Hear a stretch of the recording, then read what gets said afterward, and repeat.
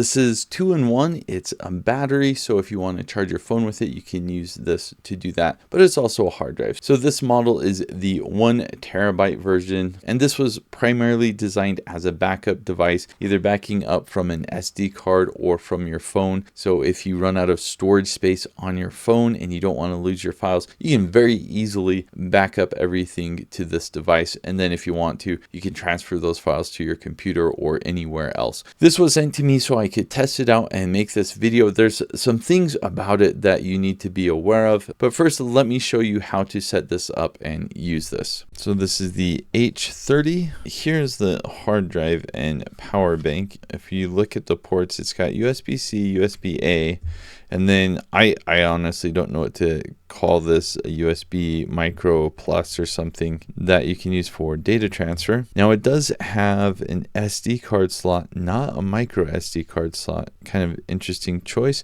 So this is the 1 terabyte model, and then it has a built-in battery as well. You can press that kind of to see the power. So let's plug in USB-C, plug that into my phone as well.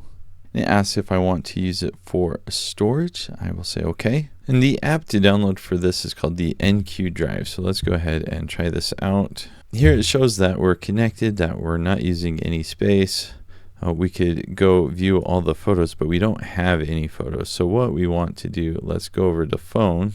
So let's go ahead and do an album and backup.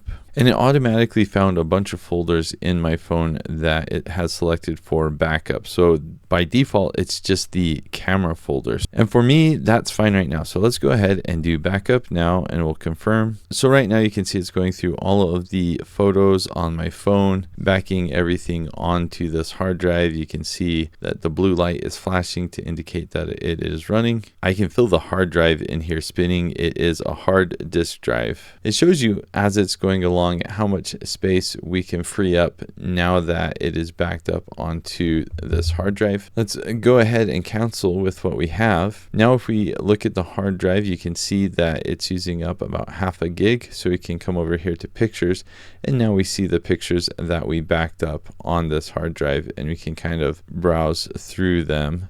If we look at the backup settings, we can come here and we can change the backup path. So right now it just goes onto the root of the hard drive, and we can delete the files on the device that are already backed up. So if we go here, then it's going to delete the files on our phone because we already have them backed up. Now let's try this out for photography. I've got my camera here. Let's start recording a video. I'll record my keyboard here. Let's stop that.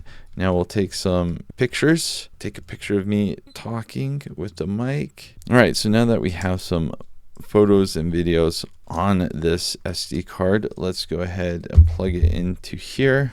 So that goes all the way in. Now if we look here, we see the SD card. So we can go ahead and click on that, and we could just browse through things here. So we can look at the pictures I just took. So that's a picture of me talking into the mic. Okay, so let's go to the SD card for a second. And now we have the option if we want. If we click on this button, we can highlight some different folders. So I'm going to go ahead and highlight the DCIM folder as well as private. And now it says copy to. I can copy to device. So I will go like this, and then it asks us for a path. We'll go ahead and click hard disk drive, and then from here we can create a folder. So I'll go ahead and just do camera SD card and confirm. So now we have a new folder. We'll go ahead and click go to the folder, then press confirm. And so now it's moving everything from this SD card onto the hard drive here. All right, so let's go ahead and eject the SD card. That is ejected. Let's go ahead and take this out. Now, if we go to the hard disk drive, we can see the folder I created, and it has everything here from the SD card. So I can open up the images I took with my camera, or I can go to the private MC4 root and then clip, and here is the video clip I took, and we can watch it here as well. One thing I'd like to point out is you can see it is charging my phone as I have it plugged in. Pretty nice. Now I'm going to go ahead and use this cable to plug this into my computer. This is also the cable you use to charge the device. When you plug it into your computer, it will show the new drive, so it's called NewQ, and then it also shows if you have an SD card plugged in, so it's got a new drive for this. So you can see if I go to this folder, you can see the pictures that I took. So here are the pictures I just took with the camera. So you can use this and drag and drop to your computer hard drive, or if you want, you can move these directly to here with the NewQ drive. And then if we go to backup drive, we can see the phone backup. It automatically gives a name to the name of my phone and the folder as well. And now we have all of these that have been backed up from the phone. The first thing I want to point out with this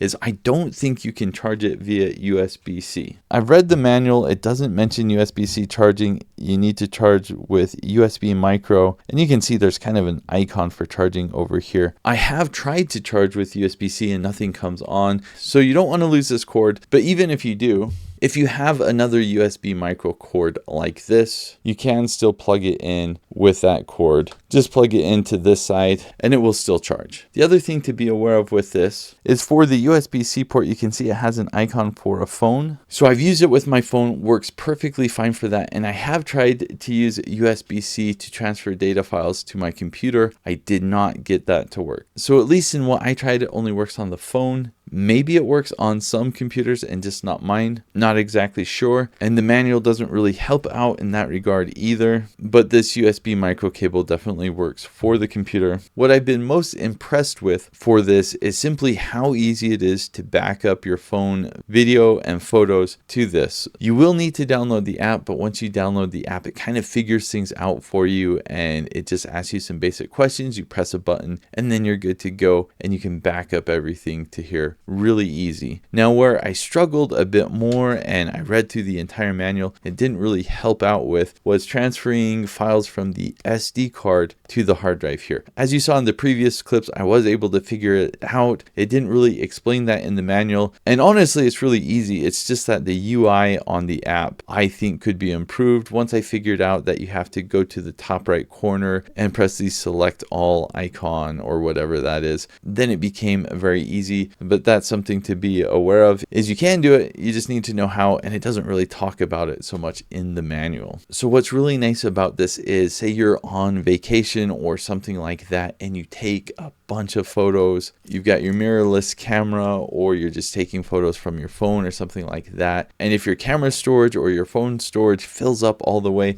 then you can use this. This has 1 terabyte of storage, so it can hold a lot. It's really easy to use your phone to transfer things over, so you don't need a computer to do your backups. You can just use this, and then when you get back to your computer, it makes it very easy to offload the files onto your computer. So this is really nice for travel. You can use it to charge your phone, or you can just dump your photos and videos onto this so that you don't have to worry about storage space.